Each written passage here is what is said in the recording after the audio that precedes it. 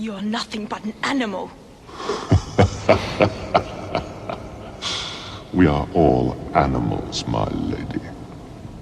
Most are too afraid to see it.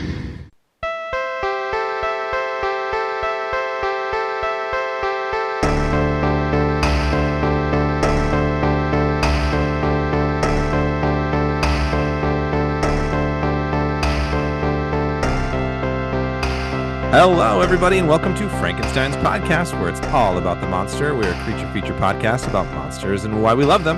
I'm one of your hosts, Joe Praska, and with me is... your other host, Khalid Hussein. Hey, Khalid, what's up? What up, Joe? Sunday fun day. Sunday fun day. Actually, on a Sunday. I know. We back. How you doing? I'm good, man. I just I recently started up a screenwriting course, and my assignment was to read a bunch of different scripts. So did a little bit of that today, and just getting into the writerly mindset. It's been nice. That's amazing. I love that. Yeah. How about you? I'm doing pretty good. Had a nice weekend, a lot of outside time. We went to this fundraiser kind of kickball tournament this weekend, and I might have pulled my hamstring, so I'm feeling very geriatric. Ooh. Kind of blows. I used to be in better shape than that, but it's okay. It's okay. Yeah. No one got no limits, right? You're playing with fire these days, man. We're not young bucks no more. I know. A couple exciting things about today's episode. The one thing I want to say first is I wanted to thank you, say thank you, and shout out a new Patreon member, Amelia Froze, who just joined in as an official friend and scene. So thank you, Amelia. Thanks, Amelia. I know you IRL. You are awesome. Thank you for the support. Hearts. Nobody can see that, but I made the heart symbol with my hands. I can confirm he did. The other reason I'm really stoked today is we got a returning guest joining us, Khalid.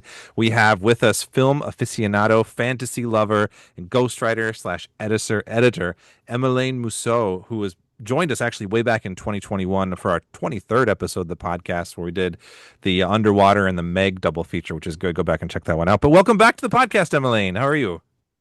Thank you so much for having me, Joe and Khalid. It's so great talking to you guys again. The last time I was here as one half of the Good, the Bad, the Basic podcast, which we are now on hiatus. We've been on hiatus for a couple years. Sorry about that if you're one of our fans who are listening. But it's so good to just chat it up and discuss the movies with you guys. It's always a pleasure. Yeah, we're so glad to have you back. Absolutely. It's nice to get returning guests. I feel like that means people actually liked coming on. Thank you. So you guys, when specifically Joe emailed me, he said that you guys would be discussing the 1985 Legend in the affair, and I squealed with delight because that is one of my all-time favorite films. Oh my gosh. It's one of my favorite films. I think it's one of the most beautiful films that have ever been shot from a purely visual aesthetic reference point. I'm so happy that you guys love it too. Yeah, when we had our last podcast, I think that was the thing that you'd said when they signed off, and you were like, "Oh, if you ever have me back on, I want to do Legend." So I've always had that as a note. Legend is Emilyne's whenever we're doing that. So yeah, it's yours. But before we pop into that, I got a question for you, Khalid. Hit me. What do unicorns call their fathers? What do unicorns call their fathers? Oh man. Okay. I'm trying to, I've been striking out hard lately, so I'm trying on this one. You're not gonna get it. That doesn't help. Okay, well, my confidence shot. What do they call them? Popcorn. Okay, that works. I'm satisfied. That one's better. Yeah. It's a punchline. I like it. Yeah. Hey, Khalid. What's up? Why do unicorns like puns? Why do unicorns like puns? Why? I think I know. What is it, Emelyne? Is it because they're one-uppers? That's probably better than what I had. What I had is because they're unicorny. Joe, you had us and then you lost us. Yeah, they're corny. And that's a segue, Khalid. Give us a synopsis. Okay, thanks, Joe. As Emily mentioned, we are talking about the 1985 fantasy adventure film Legend, directed by Ridley Scott. Ever heard of him? And we've got a synopsis from your homeboy Khalid, aka me. Woodland fairies, elves, and dwarves fight to save a unicorn. From evil goblins still quite silly, Jack romances Princess Lily. Darkness tries to blot the sun to the dismay of Forrest Gump. Things get awful in a hurry, but could be worse. We've got Tim Curry. What a monster. They're creatures of the abstract that live off potential energy. It's alive! My God, Khalid, you rhymed. I did. I did. I could not resist it when, like, the first half of the movie, everybody's like talking in couplets. Oh my gosh, that was so good. Yeah, you had no idea it was coming. Top tier synopsis from our homeboy Khalid. Wow, well Thank done. you. Well You done. like the Forrest Gump line? That was pretty brilliant. That was pretty brilliant. I love it. Thank you. I guess I see why you're a rapper now. That makes sense. On the side, On the side, yeah. my heart will always first and foremost belong to podcasting. Oh, of course, of course. Okay, Sure. before we get into some thoughts here, I want to bring you and Emily really quick here, but I wanted to give a little bit of background into this film as we dig into some discussion. So Ridley Scott initially conceived this, or kind of the general idea of a fairy tale-esque film in the mid 70s while he was attempting to make an adaptation of Tristan and Isolde that fell through. And he had the idea on hold for a while. He made Alien. He came back to it after his frustration over when he was trying to do Dune that fell through and then David Lynch took over. So Scott wanted this to have an original screenplay because he believed it would be easier to design a story to fit the medium of cinema than bend the medium for an established story. That was kind of his quote. He met novelist William Hortzberg, who was the writer for this, and he agreed to write an original script. And so then Scott went on to make Blade Runner, simultaneously working with Hortzberg on the scripts. His first draft was called Legend of Darkness, super long, and was super like R-rated. It actually had Princess Lily transform into like a clawed fur-covered beast who is like sexually seduced by the villain, who in the original script was called Baron Coeur de Noir. I think it's French. You see, my French pronunciations are brilliant, of course. But then after collaborating with Scott, they cut a lot of that stuff and made it a little bit different, which I think might be the smart call. But all that being said, let's get some thoughts. Emelyne, you like this movie? Give us some of your thoughts here. Like this movie is putting it incredibly mildly. I love this movie for myriad reasons. To name a few, it has one of the most beautiful leading couples that I'd seen in a lot of 80s films.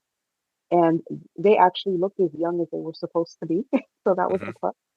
The film was released in 1985, which was also the year that I was born. So I have a bit of nostalgia for it for that, or a loyalty rather, to it. I didn't see the film until I was 7 years old in 1992. So that's more where the nostalgia comes in. I watched it as a little girl. It was one of the first films that I watched in English as someone who was at the time had just become fluent in English. I recognized that it was a love story. I recognized that it was a fairy tale. And I recognized the fact that it didn't appear to be talking down to the audience like a lot of fairy tales did for kids, the ones that were animated. I like the darkness of it. I like the brightness of it, the glitter, the fairies, all that magical, mystical stuff. It's just one of those films that I think needed to be made, and I completely understand why it became so popular after its release and became a cult classic because even if it didn't do, very well at the time in the box office, one of those films that just had to be made because it's so beautiful. It's such a fantasy. It's such a reprieve to be able to indulge ourselves in fairy tales. Yeah. How about you, Khalid? Do you have a relationship with this one? I have no relationship to this movie. I kept asking you if it was Legends or Legend because I feel like there's like probably a few movies with this name, but Mhm. yeah, I had no knowledge or history of this movie. I was pleasantly surprised when I realized Tom Cruise was like the star of it. It doesn't really come up in his filmography either, but yeah, I enjoyed it a lot actually. Like it was a that Tom Cruise wasn't the only pleasant surprise. The whole movie it delivers. Like it's just it feels like an embarrassment of riches if you're a fantasy film fan. You know what I mean? And I Yeah. re I really can't speak highly enough about like the set design. You know, that just like really jumped out at me. Like every location that they shot in just was like so full, so real, so lush. Like you can tell the art department had like a lot of fun with creating this world. And yeah, I mean the story moves pretty reasonably fast in sense of like plot without like losing the characters to the plot. And I don't know, I found myself like very charmed by all of the little like fantasy creatures and characters that would appear throughout. It was just a delightful time all around. Yeah. I think this is definitely the my steak is too juicy, my lobster is too buttery of fantasy films. Hmm. You get everything you could ever want in a fantasy. You get the romance, you get the drama, you get the intrigue, you get the adventure, you get the whimsy, you get the mythology. You have the hero's journey for Jack and a coming of age of sorts for Lily. You have everything. Yeah, it's really cool. I love this movie too. I'd seen it a while ago. I think maybe I actually might have watched it for the first time during COVID, actually. I think it might have been one of those ones I just kind of threw on to finally check out. But I I got the Arrow Blu-ray for this. So the couple different versions are on the disc, which has been fun to kind of like look at. Um, the set design, Clee, like you were talking about, I think was really striking to me, and just like generally the visuals, like we've talked about this on this podcast before. Ridley Scott is just gets this unique talent for really like composing a shot or like making just something beautiful. And we talked about this with Prometheus and Alien and some of the other ones he's done. Like even if something doesn't quite make sense at a time, it's still like amazing to look at all of the time. So I was actually reading about this that he actually initially pitched this as to be a Disney fairy tale, where he like he brought it to Disney and wanted to have that look of a Disney like animated, but they were actually intimidated by how dark it felt, and they passed on it. So I think that's kind of interesting that he wanted it to be like part of this Disney film canon, but then it didn't really happen. But then ultimately like they built this like giant set. It was made on the 007 stage at Pinewood Studios in the UK, and apparently during production it all burned down. And they Oh, end up having to hastily move to like a natural garden somewhere at another studio. So they had to kind of like cobble together some stuff. So like the the aesthetic was constructed, and then they had to use something real, which is so it's interesting that there's kind of different elements to that. I don't know, I couldn't tell exactly watching which parts were which, but it's still like there's just something like generally tactile about everything, like with all those little creatures, like all of the prosthetics, all of the like suits and monster effects, and everything just feels like real, like you're living in there. It's just like a truly like beautiful environment. It's like a beautiful movie to get lost in. Some parts of it I think feel almost like a fever dream, like where I was like, whoa, this is like trippy, but it's just like I don't know. I had a blast with it. I really enjoyed it. Great film. Absolutely wonderful. So, Yeah. So one of the things that this watch through for me at least, I think stuck out to me. So Khalid and I watched the director's cut. I don't know if Emmeline, if you rewatched the director's cut or if you watched the American version with the Tangerine Dream. I've seen all the versions. You've seen all Like, of them. Okay, good. So we were I've had watching I think the first time I watched was the American cut, and we'll get to the differences here in a little bit. But the director's cut, I think the opening sequence is much more interesting, or I thought it was interesting in the director's cut. There was longer time for like Jack and Lily kind of getting to know each other, and we had like the goblins kind of like hunting the unicorns and noticing that like I guess her innocence sort of attracted them a little bit. Much is made of Lily going up and not listening to Jack and touching the unicorn. Like I think Gump, the little forest elf guy, is like, she's the reason that this happened or whatever.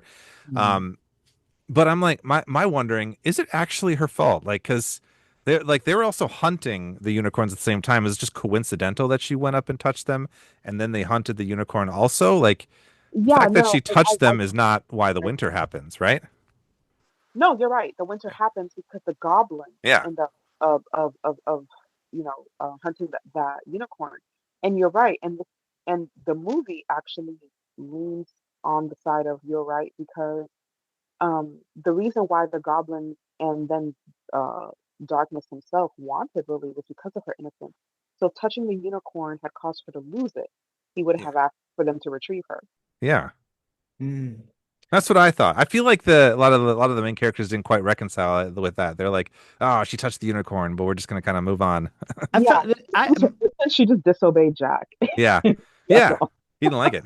Yeah, that was my read. Wasn't so much that like it's one to one her fault, like the goblins were always hunting the unicorn. That was Yeah. their mission. So there's like no guarantee that if Lily was there that the unicorns would be safe.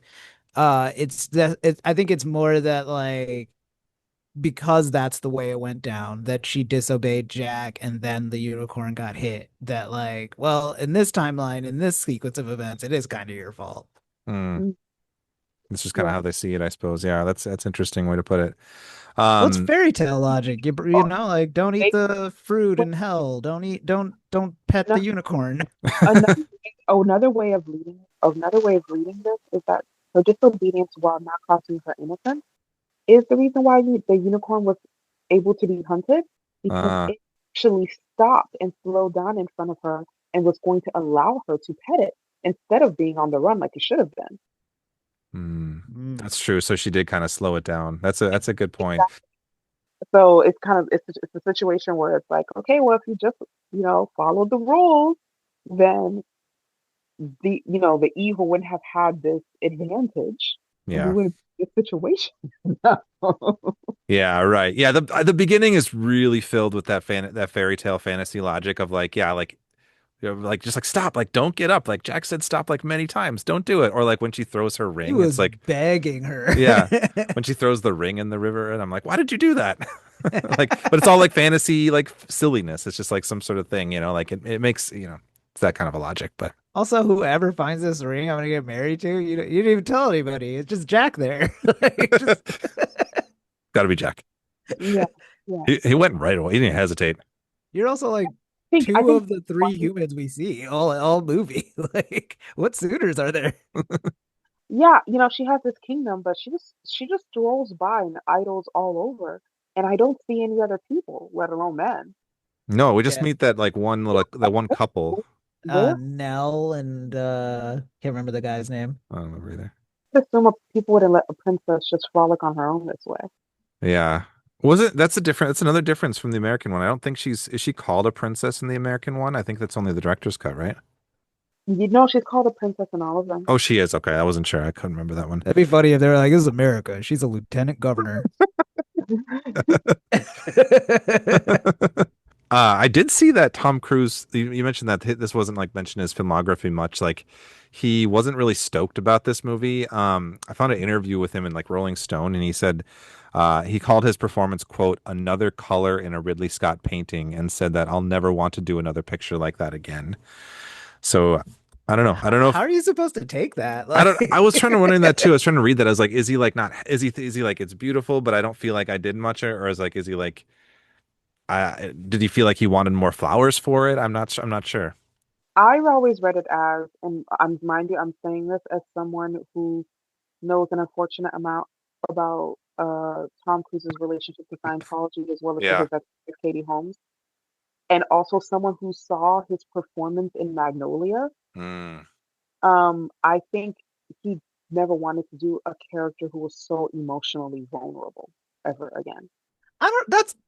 I don't know. Does that because like this is like cocktail era Tom Cruise, and he does still take like kind of vulnerable roles post this, doesn't he? I feel like Isn't he always the guy that saves the day? He's always the hero. he And is, but that's like later era Tom Cruise. Like earlier era Tom Cruise was like very much like I don't know that maybe that's just me because like Top Gun is also in this era. Like I think that I can see why he wasn't happy with how he comes across in this movie. This is like the least Tom yeah, Cruisey which rule. I'm not saying like Tom Cruise has never played a romantic interest. Not that I feel the way that Jack wears his heart on his sleeve Mm. and expresses his feelings in a way that honestly, if their roles were reversed, it would also seem perfectly appropriate for her to be speaking that way to him. If he was the prince and she was the girl. And I always thought it was interesting because that's not the way that romantic interests are usually portrayed. Mm. before or after in cinema. Even if he wants the girl and he's willing to prove himself to her or risk his life for her, it's rare that you see a movie where a man says to a woman like, "I love you. I need you to survive. I don't know what I would do without you. You're the only one for me." And he's not just it's not a series of actions, but he's actually saying the words out loud. Mm. Hmm. That's interesting. I'm admittedly not like fully watched up on his filmography, so there's like blind spots, especially in that era for me. But I was like at the very least like intrigued by like the fact that he would do a movie like this, because like agreed, like later era Tom Cruise would never do anything like this, probably because he did something like this and didn't care for it. But This it one just needs to be paid, Tom Cruise. Though. no, yeah, it just ultimately like this feels like an era when he was trying to figure out what his repertoire was and what didn't fit in it. Yeah, that's a good point. Yeah. I liked it though. I kind of like this Tom Cruise. Yeah. Yeah, I love this Tom Cruise. I like yearning. I like I, I like vulnerability in that way, and also I think it's we are in agreement that this is Tom Cruise at his absolute prettiest. Yeah. Oh Oh my yeah. God, so pretty. Oh yeah. Prettier than Lily. Like honestly. Like Oh, just Very pretty. Yeah. When he look at puts his. on that shining armor too. Yeah, it kind of reminded me. He looked like the male version of Jennifer Connelly in a lot of Labyrinth, Oh, where that's where the yeah. pictures and the similar dewiness and the similar, zest and vitality around them. I Yeah. always think these movies were really, really similar. That and Princess Bride, I think, need to be like in a trilogy of movies that need to be yeah. watched together. That's a great point. Yeah. You could put these three together. Yeah. That would be a fun like little triple feature at a theater or something. And this They- feels like the most fairy tale-esque of them to me. Oh, totally. Yeah. I agree. It's entirely fairy tale-ish. Do you guys have any favorite like little I'm thinking about like the goblins or the little elf characters. I feel like they kind of did a fun job of like imbuing a lot of those like little like side characters with lots of personality. Did you have any favorites? Blunder's up there. That Yeah. guy was hilarious. And then Brown Tom. Brown Tom was my The favorite too. Brown Tom ruled. the sequence at the era. It's just he's not even trying to run away. He's just like, ooh, what do you got? What do you got? What do you got? The joke where he's like, "Oh, it hit me in the brain." He's like, "Oh, then it didn't hit anything, huh?" That was so good. They're so mean to Brown Tom. He's like wounded on the ground. He's like, yeah, he's like shot like 5 times, Yeah. bleeding. That was great. I love that. Yeah. How about you, Emmeline? Yeah. I didn't like any of them. Didn't like it. I'm not trying to be a hater. I'm really not, but they were so annoying to me. Yeah. Really? Yes, I like the darknesses, the helpers, and The goblins. Yeah. are honestly less irritating, but irritating nonetheless. Yeah. The fairies were deeply irritating, and I feel a little bit pretentious. Uh, I think like um, you're a magical fairy. You're allowed to be a little pretentious. if that's true. I mean, but the things like I know we need these side characters, but like do they have Mm. to be side characters? Okay, but did anybody like so Gump? I just want to bring him up here. Mm, Uh there is an episode of Malcolm in the Middle where Malcolm is playing like the elf or fairy or whatever in Midsummer's Night's Dream, and that's all I could see whenever Gump came up. Like he looks like Frankie Muniz, like playing oh, that character. oh my gosh. Oh, It, no, I I see it. I honestly see it. I said yeah. that watching it too. I was like, he looks like Frankie Muniz, but it's not possible. It was very, very uncanny. Oh, Also, totally. yeah, Gump ruled. I liked him. You like Gump? Yeah. Gump was played by Swiss actor David Bennett. He was 17 during filming, but he was voiced by Alice Playton, who actually was the person who played Blix, the main goblin. Interesting. Yeah. I can Okay, tell that he was ADR'd. Yeah.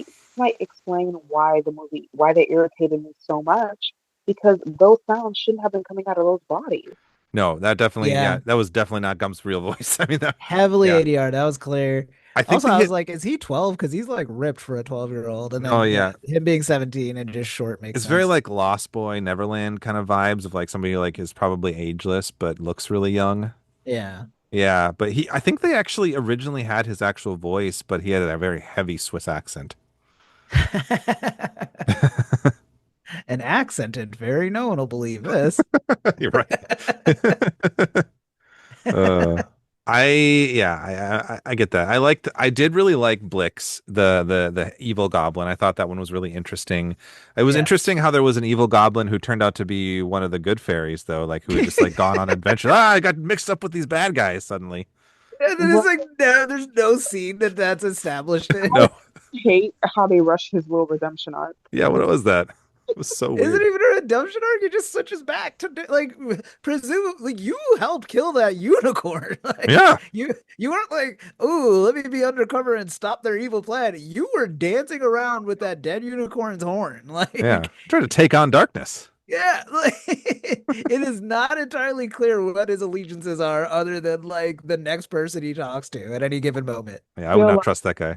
whoever he thinks is the winning team or has the more interesting story happening at the moment. That yeah, Yeah. and you gotta love him, you know. Like You do? his name's Blunder, man. Like That's true. My money's on the winner. yeah, Yeah.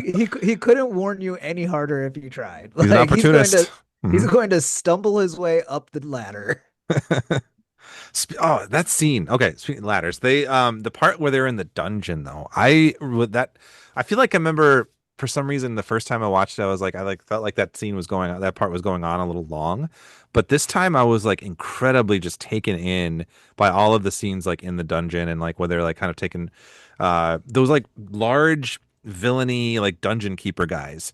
Like Yeah. they made me feel like it was like a hell sequence. Like it was really a scary like dungeon. I mean, it is hell, right? Like Kind darkness of. is just Satan. Like he's the Sataniest looking guy ever. That's a great Dark point. Yeah. Darkness with a horned guy with red skin Yeah. in Underworld is just how you say the devil without religious Yeah. over. Yeah, They did a yeah. good, but they just feel like they did such a good job with it. Like it was like it felt scary. Like I could see why maybe Disney was like this feels a little dark, but I liked it. I'm glad it was like that. Like those guys like about to like butcher chop a bunch of little fairy people. Like that was scary. They had the pie crust Yeah, yeah. on top of the pot. That was pretty funny actually. Yeah, I like that.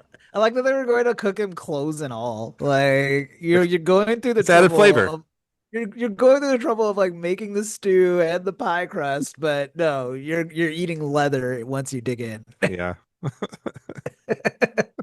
What do you guys think of the little love triangle with Una, Jack, and Lily? That felt a little like Peter Pan, like esque of like Tinkerbell. Tinkerbell. Yeah, and just I don't know. I I if keep playing her like that, and it was secondhand embarrassing to watch. It always is. Hmm. I mean, they did kind of have like that mythical energy of like you're not even really sure how into it she is beyond like maybe that's just what they do, you know? Like they just be like kiss me, and they're not that invested beyond that. But like it just felt like she was laying it on thick in that scene. She absolutely was. Yeah. Yeah, thirsty. I thought that actress looked super young too. Like I would, but apparently she was 24 at the time. Yeah, Yeah. Yeah, she looked one. really young. She was one who I felt was an adult and just a young looking one. I wouldn't have guessed 24, but I thought like late teens. Yeah. Mm. Yeah, I thought she Wait, looked really young though. Yeah. how old is Tom Cruise in this? I think he's in his 20s as well. 23. Yeah, I would say yeah. If it's 85, he's probably like 23. Yeah, that was an odd little like kind of thing that I feel like I mean it was there, but it didn't seem like it was that consequential like as it went down the road. I don't know. But it was fine.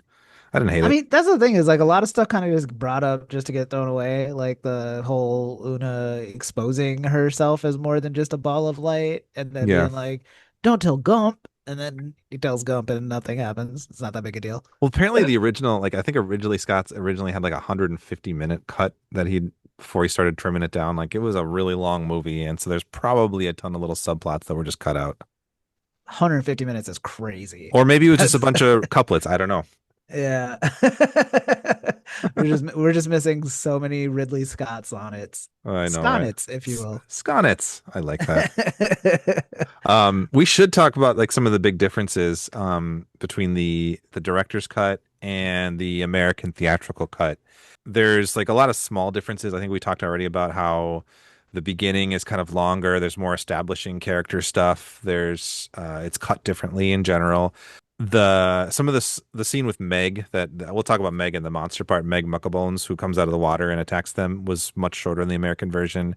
The ending, that's the big part. So Emmeline, you probably know some more of this to me, but like the ending, the American one, what exactly happens that one? The director's cut here is a little bit bittersweet, but it's like she walks away and promises to kind of come back and visit Tom Cruise, Jack, later Mhm. on. And they kind of he kind of just goes back in the forest and they separate at the end.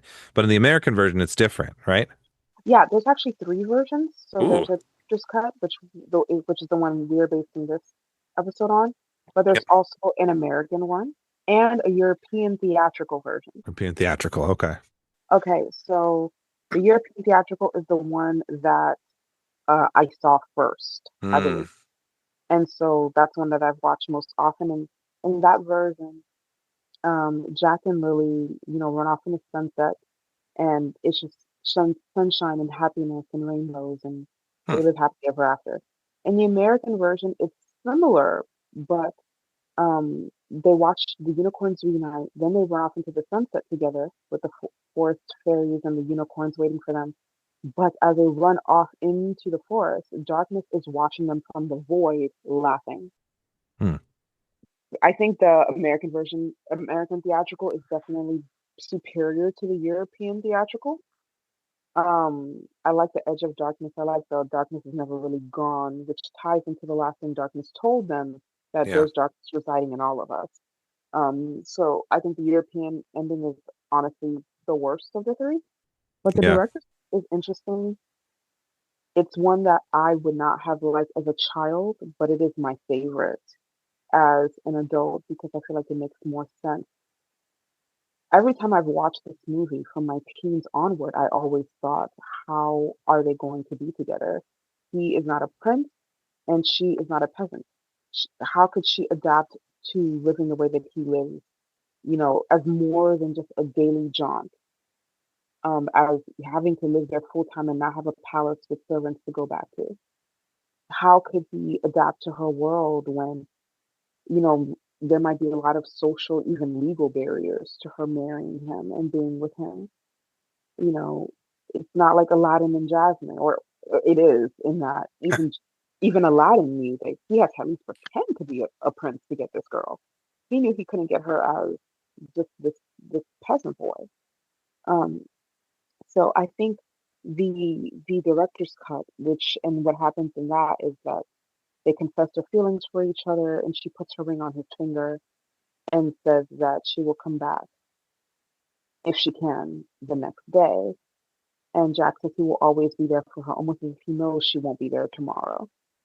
So she returns to her home and her responsibilities, and he goes back to the forest where, he feels the most at home. There's a lot of Tarzan Mowgli energy with Mm-hmm. this Yeah. Mm-hmm. where it's like you feel almost as if the forest is what raised him. It, we're wondering what her parents are, but we never really wonder that about Jack. I think the audience kind of assumes that he was raised in this habitat by all I of these. immediately thought he was a woodland orphan. Like that's And he can talk to animals, bro. Yeah. yeah. Teach me to speak rabbit. Yeah. Like, yeah, teach me how to speak robin and rabbit and hare and deer. Yeah. So, um, I feel like they love each other, but well, in Lily's case, she is loyal to the comforts and the responsibilities of her world, and he's loyal to the freedom and the vitality of his. And they love each other enough to let them have their respective love and not try to bend the other person to their will. Mm. That's a good point. Yeah. Or maybe they love each other so much that they can't imagine different versions of themselves. Like she can't imagine herself loving a Jack who's in the castle all day long, and he can't imagine himself loving a Lily who does have her own life separate from him. It's like a summer relationship kind of a thing, like a camp relationship. Like we eventually got to go back to our regular lives, but Like Greece. Exactly. No, except she ended up going to his school and then changing her entire aesthetic to be with. Yeah. Yeah. That's the sequel to Legend that happens. So not in the, yeah. Yeah. Not in this one. Yeah. The sequel's actually Grease. Yeah, she Yeah, tells all of her friends about her summer love. exactly. And they tell her, girl, just start wearing red lipstick, smoking, and wearing all leather, and he's gonna watch you, sis. Yeah. Tell me more, tell me more. Can he speak to rabbits? Exactly, Oh my gosh, exactly. Like the it's not as impressive to tell people that your man used to be able to speak to rabbits, but 10 years of being a prince and he Mhm. can't speak rabbit anymore. It's I not cool mean, anymore. diplomatically speaking, being able to have a rabbit delegation as a royal, I feel like that only helps your standing. And then your enemy just has to hunt down all the rabbits, and your people will starve in the winter. Dark, but you know, it costs to be a leader. It's a dark fairy tale. We've already talked about it, Khalid. Yeah, you're The right. You're right. Yeah, it works. is Yeah, what makes legend good. yeah. The the darkness is what makes it not patronizing, Hmm. not saccharine. When I became older and I started reading the original Grimm's Brothers fairy tales, I realized how much I loved them, and it was the same reason why I had loved legend. I enjoy and psychoanalyze me as you will, but I've always found that I enjoy genres specifically of drama, romance, and even comedy if there's an edge of darkness to it. Hmm. Um, I feel like the acknowledgement that there's always another side of the coin, that that things can go badly just as easily as they can start going well, is what takes the fairy tale, this type of fairy tale, from the realm of complete fiction to speculative. This could happen. It might happen, maybe in an alternate plane of reality. This is happening because even in those alternate realities, there's always good and bad. It's not just good times of happiness and joy and fun all the time. Mm. Yeah. The last really big piece that I think was the big difference between versions is the score, right? Hmm. The version that we watched, Khalid, the director's cut, is scored by Jerry Goldsmith, who is the original composer of the film, and he made the kind of this romantic, fantastical orchestral score. But when they made the American release, they replaced it with this like a synth heavy score from Tangerine Dream. Um, I think Goldsmith's score was in the European theatrical release as well, not just the director's What cut. it Yeah. was. Yeah. The American version also had a pop synth song. What was it? Oh, it's Is Your Love Strong Enough by Brian Ferry at the very end for the end credits too. So there was more like poppy synthy vibes in the American version, which I think changes a lot. I remember like when I watched that version a while back, I was like, I like the score. I like the Jerry Goldsmith score quite a bit too, but I think like it reframes some elements of some scenes to feel feel a little different, you know? Was it like a rights issue or It was what? just Why did they it change the was music? I think pretty sure it was all about what they thought would do better in America. Yeah. Interesting. And you know what's interesting is that I love both of those scores, Hmm. but for completely different reasons. So I thought the Tangerine Dream, and I think I said that the yeah, no, so that's not the first version that I watched. The first version I watched, as I said, was the European version. Yeah. The Tangerine Dream one, like I said though, I think it heightened certain scenes where the song choice was better synchronized with the emotion Mm. and the action that was happening on screen. Although I didn't like that song at the end. I Didn't like like it? didn't like it. I like the I like the synth score though, and again, this Yeah. is more like an '80s thing where that was a very popular sound in the '80s, and it's having a resurgence now. And I just that reminder that this is an '80s film, Hmm. I personally. With the European edition, I love how saccharine sweet it is. It feels more like a fairy tale. I Yeah. think with the Tangerine Dream, it feels more like a drama. Yeah. And with the European version, you get some of the whimsy back. I think the whimsy help and hurt the film depending on the individual. But I do think a certain level of whimsy is appropriate for the subject matter. Yeah, I agree. It's interesting when I was kind of like just looking into basic research onto this before the podcast.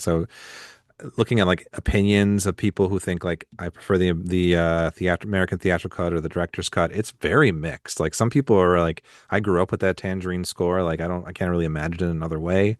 Like it's interesting. Like it's a very I think like that it's a cool score. I think there's value to both of them as well. It's probably felt weird for like Jerry Goldsmith to be like, oh, it's all just replaced entirely. But I mean, now we have both. I think it's kind of cool. Yeah, I like movies where there are alternate names or alternate versions of them as well. Yeah, it's very interesting. And alternate scores are something that Alex and I had talked about when we covered several television shows. Dawson's Creek is one that first that comes to mind, where they had two different versions of the soundtrack. Oh, The Oh yeah. score was the same, and that was licensed by WB for the show, but they featured music on that show and they didn't know that they were going to start releasing the episodes on DVD or that the show would be picked up in syndicate. yeah. When for home release, Whenever for television had not cleared the rights of those artists, so they scrambled to get brand new songs on the soundtrack for the home release. So, in the home release, and sometimes in syndication and streaming, you'll hear a completely different soundtrack than what was originally aired. That's right. Yeah, I've heard of that happening. That's true. Yeah, the DVD release or The even only, more recent streaming releases have different songs sometimes too. yeah, the only people that I've seen do the original soundtrack, and mind you, I've watched that television series on Hulu and Netflix as well, is Tubi, ironically enough. Oh, Tubi. All right. They have the original Tubi. soundtrack with the original theme song, because even the theme song needed to be changed. It Wow. was originally I Don't Want to Wait by Paula Cole, and then for home release, it was Run Like Mad by Jan Arden. Really? I mean, I Don't Want to Wait is like the most like iconic like piece of pop culture associated with Dawson's Creek for most people. Yeah, yeah. And I mean, they kind of made each other, right? Like we think of that song when we think of Dawson's Creek just as much as we think of Dawson's Creek when we hear that song. Yeah, 100%. And I think Dawson's Creek was like a cultural fixture, and I think the soundtrack played no small part in that. I mean, it's just you think about like all the intentionality that goes into like whatever audiences see in the airing version is like the most like artistically intentional, where like the showrunner is very much in alignment with the rest of the departments of like this is how I want the episode to feel. So to just switch it out is something that significant. Like the music is it's huge. Well, I'm not gonna lie, some of the music choices, I think the music choices the second time around were just as well, but it was myriad indie artists. Especially a lot of Canadian indie artists as well, who just wanted that opportunity. Yeah.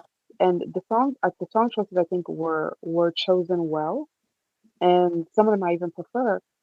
But it's interesting because if that's your first time watching it and you watch it for the first time with a new soundtrack, you're having a very different reaction than someone who first saw that scene when heard a different song.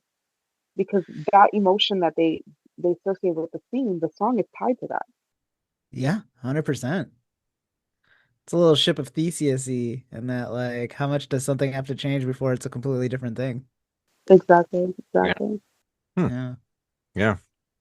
Should we monster it up, you guys? Let's do it. So the monster effects here were done by Rob Bottin, who we've actually talked about in the podcast a lot.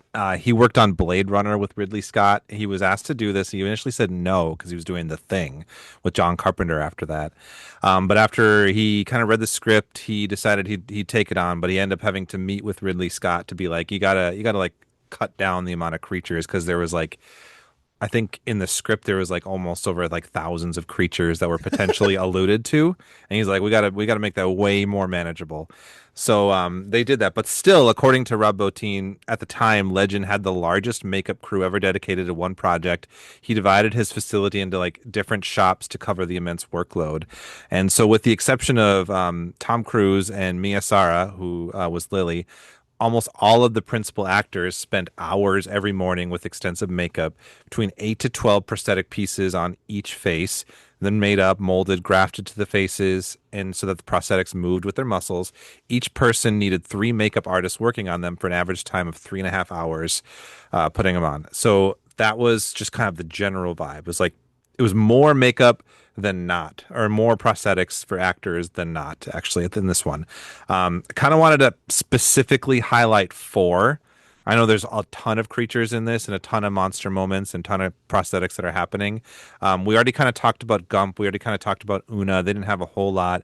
But the ones I want to highlight. So first, just want to talk about the unicorns. There's not a whole lot to talk about with the unicorns for creature effects.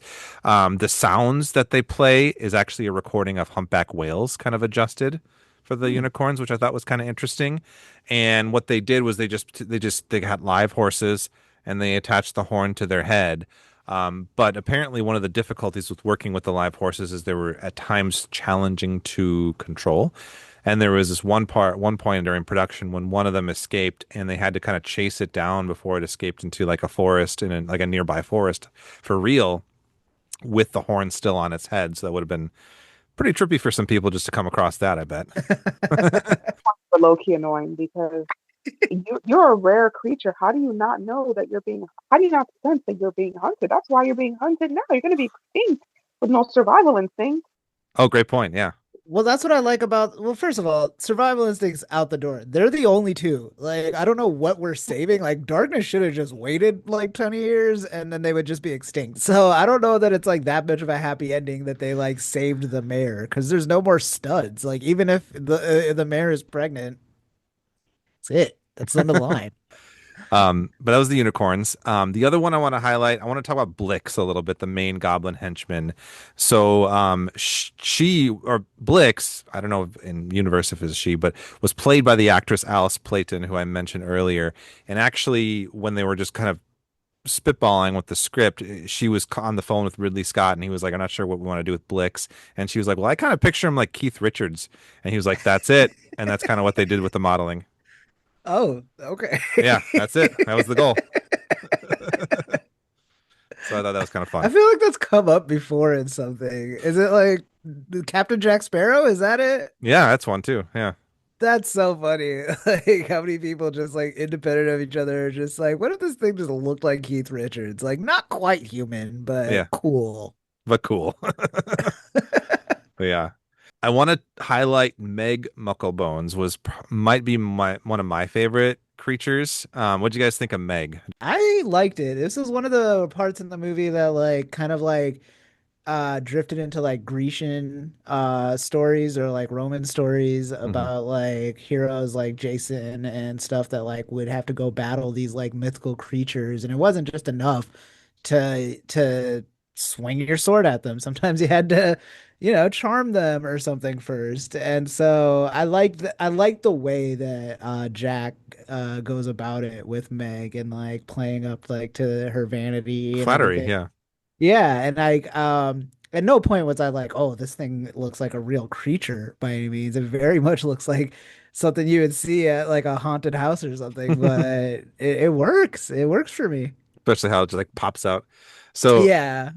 do you know who played him? Yes, I only because I have it pulled up here. That's why I was like, I knew you'd love this. Robert Picardo, coming off The Howling, played this role. Friends with Rob Bottin, which is probably why he pulled him in. But so Meg Bucklebones, I like this character, was based on the English folk tale of Jenny Greenteeth, which was a river hag. Apparently, Ridley Scott said he wanted this character to feel like a fantastical, crazed hillbilly. Which, yeah. The design itself, when they were making the actual like art, they kind of like pulled an image from the evil queen in her witch form from Snow White, the 1937 one, the Disney one.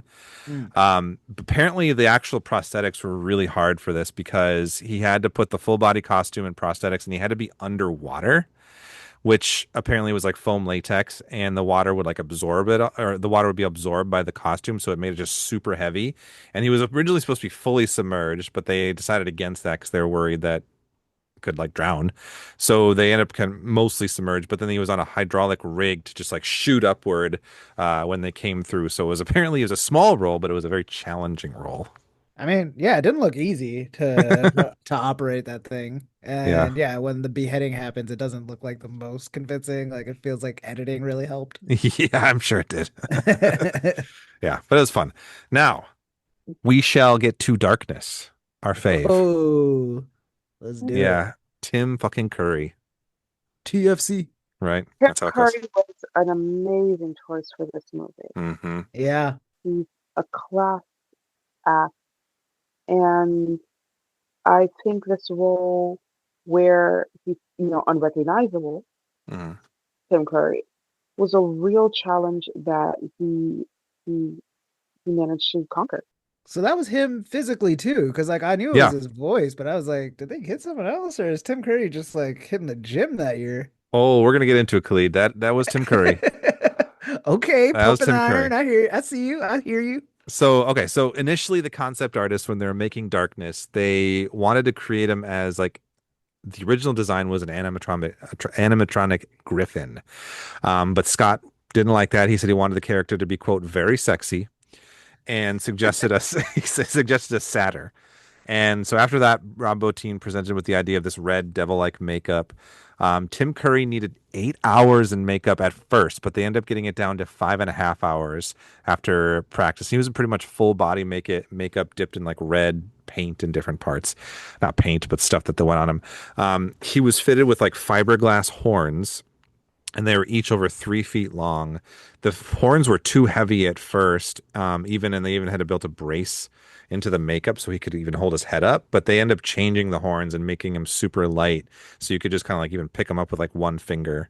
Oh wow. Later on, so they changed it, but so it was a lot easier for him.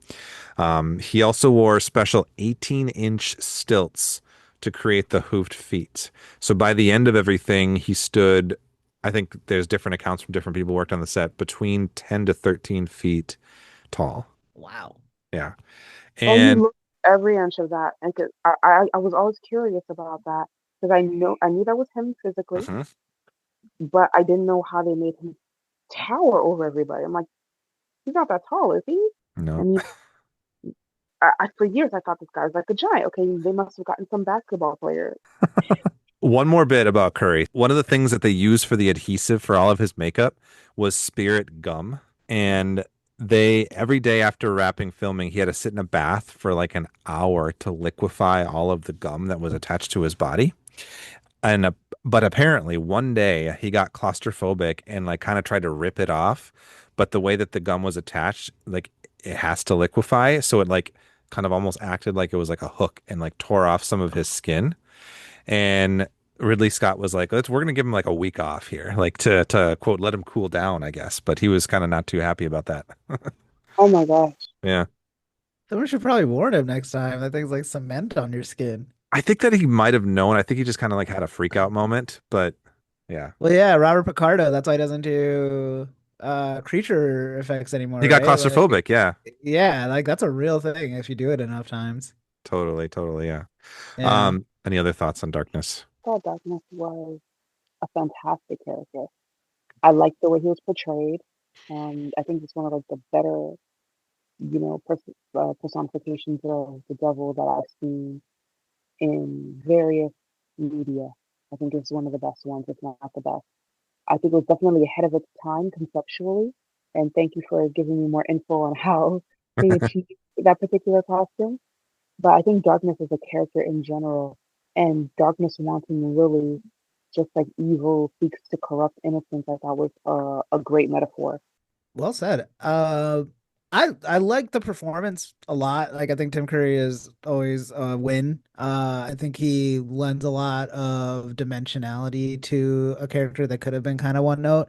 My one request would have been that like he was doing anything outside of his domain. You know, like I Mhm. get that he's sending Blix at the beginning of the movie, that tracks, but like just to see him kind of interact with like this like amazing vivid world that was created in different settings and like appearing in like some of these places and just juxtaposing like his amazing design against other amazing design would have just been, I think, a little bit more like compelling for me.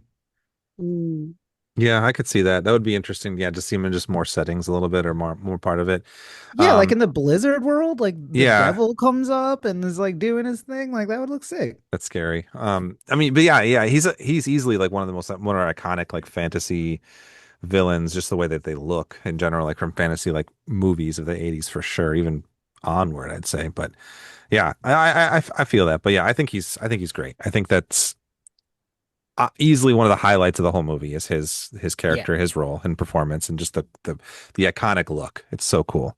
I wouldn't be surprised if like Tenacious D like based their devil a little bit off of this design. Hmm. Feels very similar, just like obviously this is kind of a broad devil imagery already, so it's not like they can like necessarily say they cornered it, but it does feel like this living manifestation of it goes on to be kind of the candle or the standard bearer. Yeah, for like the Tenacious D Metal Devil. Yeah. Yeah, totally, totally. I feel like I forgot to say this early on, but I wanted to give a shout out to when we're talking about darkness and his lair, the dress that Lily wears. That dress was Oh, dude, pretty. that's Love what I that. was gonna say. Yeah. Dark Lily, Love her. way cooler. Way cooler, way hotter. It's Yeah. So much hotter. I was like, girl, black dress. Go home and put on some red lipstick. Right? Stop being in the woods with Jack and get a glow up.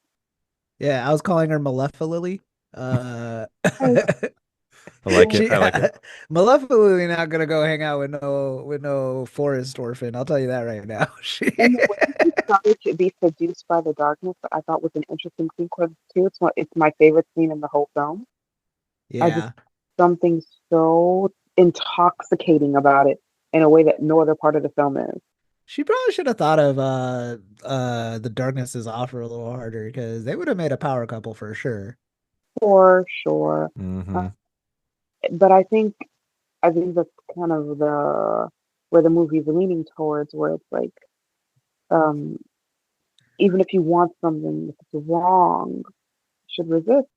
Yeah. Yeah. And I mean, yeah, I don't know if the movie would have hit as well if she beheaded the only other unicorn.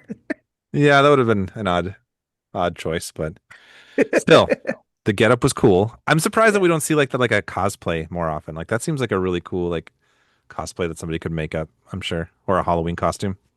I Oh, think yeah, it's great too Halloween costume. Jack and Lily, and we would still think they were like a random forest girl and a random princess, right? Hmm. I hate Yeah, that so much. I hate that there's nothing about their characters aesthetically that stands out. I And like know. darkness had the best fit in the whole movie. Hmm.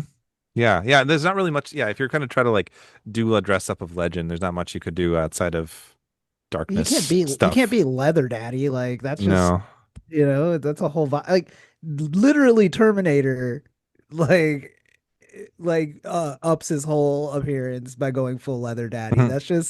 That's kind of like peak physical form if you could pull it off. Yeah, yeah. Speaking of leather daddies, Khalid, Yeah. uh, would Speaking you of, would you fight with or would you flirt with darkness in this movie? let me think. Flirt. You kidding me? Darkness rules. I'm not. I and this is a voluntary flirt because you could just as easily fight him. He doesn't seem that hard. Like you get a series of mirrors set up and you're kind of halfway there to beating him. But I don't know, man. Like I'm from Minnesota. Like you can't threaten me with winter. If that's the worst that happens, like we'll get over it. Yeah, a couple blizzards a year, it's fine. Um, Also, like I said earlier, like we're only like slightly prolonging unicorn existence here. If there's no other if there's no other like pool of unicorns to breed with, what are we talking about here? It's a lost cause, and I don't know enough of Princess Lily or her father's politics to be like I'm all in on the kingdom. Like it's too broadly painted. The only side of this that I really have is darkness, and he's got a point. Can't have light without the dark, you know? Mhm. So it's me and Leather Daddy. We're running things down there, you know, get Blunder a job, a cabinet position, and we're making stuff happen. Keep it blunder. Yeah, man, the easiest flirt of my life. Are you kidding me? Yeah, And it yeah. sounds like if you do shack up with him, you get a cool new makeover, you know? It's darkness eye for the straight guy. There you have it. It's I love it. no downsides, is what I'm getting at. I love it. You All kill one right. unicorn and you're set. All right. I like it, Khalid. Thank you. What would you do? I mean, you make the case so compellingly, Khalid, and so do those abs. Right. Emmeline, I assume you're on the same page, or I don't want to speak for you. I'm on the same page entirely. And this is why, like I said, I enjoy the the American version over the European version because even when they do decide to live happily ever after and be together, you can hear the darkness laughing in the background from the void. You still there? So wait, is it the void or is it space? Or is that the same thing in this story? I I think it's both. I think it's the same thing. Yeah. Yeah, because like at one point they just like shoot him off into space, and I'm just like, oh, okay, cool. It's ambiguous. I don't know. And he like explodes into like four other stars or something, and I'm just like unclear how any of this works. Yeah. Yeah. Any last thoughts on Legend? Um, I think this movie deserves a Hot Topic perfume. A Hot Topic perfume, huh? No, because Princess Bride had one. Well, then, yeah, you're Oh. right, and it does. I'm with you. Yeah, I think Legend deserves a perfume that smells like vetiver and sage and lavender and wildflowers and honey. Now, you've thought about this, yeah. Yes, yes, I have. With maybe a sparkling of blackberries for some intrigue. Okay. Maybe boysenberry for some darkness, for some Darkness. edge. But this movie deserved a Hot Topic perfume. All right. Hot topic. Legend it's not, perfume. it's not too late. Get in there with like Legend already sounds like a scent. Like get it Yeah. out there. Yeah, we need a resurgence here. My only thing is I think I'm curious what like if they cast somebody besides Tom Cruise because I don't think that he like hurt the movie by being in it, but I do wonder if there's like just jumps to mind. I don't there's no world in which he would have done it just because he was already at the height of his like career by this point, I think. But like Michael J. Fox or somebody like that playing Jack. I don't know, somebody else, I guess, is You'd be really interested. ultimately. Yeah, because and I guess somebody not that like doesn't go on to become so distractingly big as Tom Cruise. You know, like I feel like so much of what makes Princess Bride work so well is that like Carrie always like kind of is like lost in that role. Yeah. And I never feel like Tom is lost. Like he's very much keenly aware he's Tom Cruise next to like Blunder, you know. Still blunder. Poor blunder. I'm actually gonna say, I could imagine someone else playing Jack or having played Jack at that time, but it is someone who became disgustingly big. A young Keanu Reeves, I think, could have played Jack well. Ooh, that's a really Wow. good cast, actually. Yeah. Yeah, Keanu, I think. Yeah, because it's in that Bill and Ted sphere of things, of like, he hasn't really learned to act quite yet. So you're almost just seeing like a boy play. Yeah. Right. He's supposed to be young. We know he Yeah. looks with shoulder length hair. He's Yeah. athletic enough, and he has that earnestness that I think the Jack character needed that perhaps Tom didn't necessarily enjoy portraying. Mm. So I think a young Keanu Reeves would have been great for Jack. As for Lily, I don't want to ever. I can't imagine, and I don't want to imagine anyone but Mia Sarah playing her. No, you're right. I She's liked her a lot in perfect. that. Yeah, she was I good. have no notes for her, especially like somebody that can play both roles of like darknessified Lily and just regular Lily. I think that she does so well. Yeah, agreed. Yeah. Apparently, some of the alternate casting choices they had when they were looking for Jack was Johnny Depp, Robert Downey Jr., and Jim Carrey. I Robert Downey think Jr. is interesting. I Yeah. think Johnny Depp could have pulled it off as well. Yeah, Johnny young Depp Johnny could Depp. have, Oh for yeah, sure. yeah, The young Christian Bale, I think, could have pulled it out too. He could do anything. yeah. Yes, he immerses himself in those characters. There's Yeah. there's only that character until someone says cut. Daniel Day-Lewis, maybe? Daniel Day-Lewis is a great one. I think he could have done well. Yeah. I think the only thing stopping him would have been that he would have been too old. He Because I probably think would have been too old, yeah. Yeah, Because I was thinking Leo for a second, but he would have been like 13, 14 at this point. you know, he could have been Gump. not Oh, he would have been an amazing Gump. you know what, not athletic enough, but Michael J. Fox. I like that. Yeah. Yeah, that's a good pick, Khalid. Thank you. Thank you. I do think he would have been too big by this point. Like, Back to the Future's already happened at this point, right? Right. Yeah. Our very final segment of Frankenstein's podcast is our What the Fandom segment. And in this segment, we just share one or two things that we've been kind of like watching, reading, listening to, playing, what have you, that has nothing to do with monsters, probably has nothing to do with this movie. But we just want to shout out that maybe our listeners might dig. So we usually let our guest, Emelyne, go last for this segment. It gives a little extra time to think. But we'll start with you, Khalid. What the fandom with you this week? Thanks for asking, Joe. I actually have a couple recommendations this Ooh. week. Just two, relax. My first one is gonna be the new Tierra Whack album, Wax Museum. It's the rapper that I recommended years ago with her other album. I'm trying to find it real quick. Whack World. Hmm. So, that was back in like 2022 was I think, oh no, 2018. Sorry. So it's been a good 8 years since I have heard of something new from her that like really resonated with me. She's doing more of like a sonically it's very Earl Sweatshirt if you've been listening to any of his newer stuff, but lyrically like she's just you can tell that she's like maybe in a darker place and like manifesting that in like really compelling lyrics and it just it works for me. It's a really nice breezy listen. I think it comes in at not even 30 minutes. So I really recommend just taking it for a spin. I'm a big fan of the tracks Whack Job, Earwax. There's a couple of them in there that are a lot of them have the whack pun in it, but beyond that they just work really well sonically for me. And then my other recommendation is this AMC Plus show from about 10 years ago called Halt and Catch Fire.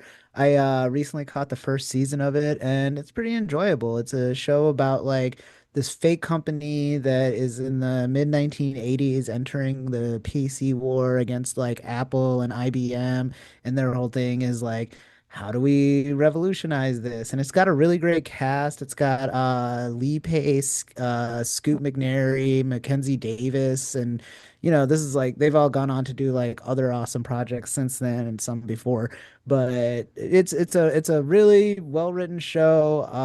It I feel like it got kind of overshadowed by Mad Men and Breaking Bad in those days, but I do think that it deserves its own flowers. It's a very entertaining show. It's like got good office intrigue, drama, and they're like 45-minute episodes, which is like breezy these days, just by comparison to some of the other proper hour-long dramas. But yeah, those are my two recommendations: *Halt and Catch Fire* and *Wax Museum*.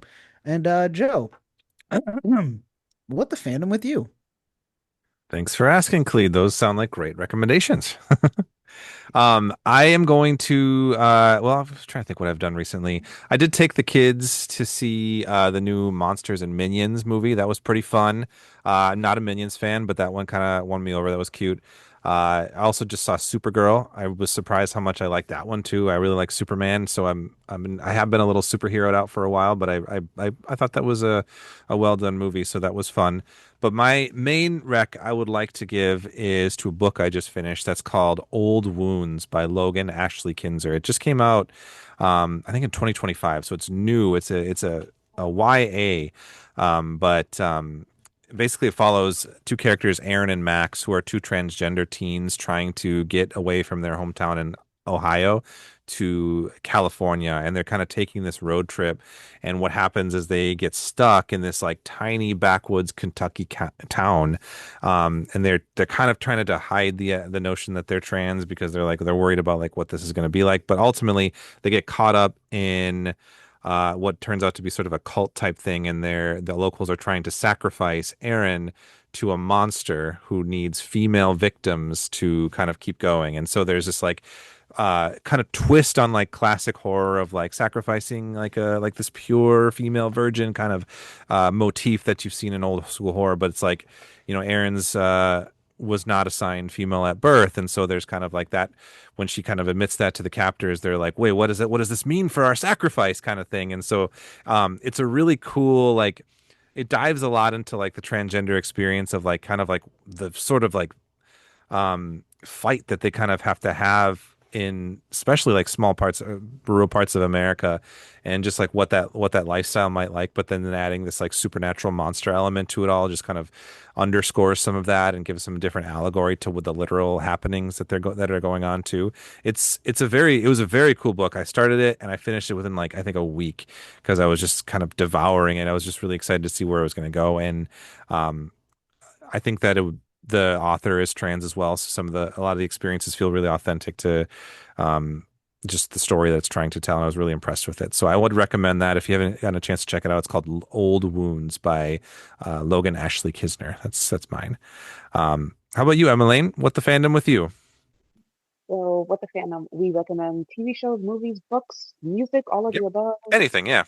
Okay, I'll give you one of each then. So, let's start with TV. All right. Um, I would say I'm going to give two recommendations. I'm going to cheat a little bit. It's okay. I think everyone should absolutely watch Supercell. That's Supacell, Supercell. Yeah. It is currently streaming on Netflix. It's a Netflix original, actually. They bought the rights to it, but it's a series where you have heroes and villains, and the cast are all made up of characters who either carry the sickle cell trait or who have a parent who has sickle cell, Hmm. and they have developed supernatural abilities as a result of the government testing drugs on people with sickle cell in an attempt to create super soldiers. Hmm. So this That's a all cool happened idea. in the UK, courtesy of the British government, and for obvious reasons, almost the entire cast is black because sickle cell is a very African diaspora, nearly exclusive illness. And it's interesting as you watch the characters develop and their abilities develop, how we are very curious to see what they'll do with their powers, but they also very resonate very much as relatable as human. So great series, can't recommend it enough. If you are into action, adventure, or drama, I would also recommend the series Time Wasters, and that's currently streaming over on Prime. It's about a Black British jazz quartet who accidentally discover a time machine and go back to the time before jazz had been invented. I think I've seen a trailer for that one. It looked very funny. It's hilarious. It's hilarious. It wrapped up perfectly. I think I was left not wanting for anything. And as far as Supercell, it only has one season, but it's already been renewed for a second, which is going to be released soon. Hmm. Wow. Okay, Netflix renewing a show. Uncharacteristic of you. For movies, the last movie I saw in theaters was actually pretty good. I Love Boosters from Boots Riley. Ooh, yeah, that's so good. I love that one. Yeah. I will go on record and say that I don't think it was as good or as well thought out as Sorry to Bother You, but Hmm. it was nonetheless just as funny and just as thought provoking, where you have the question being asked over and over again is, um, knowing that fast fashion is not sustainable, what happens after this? Hmm.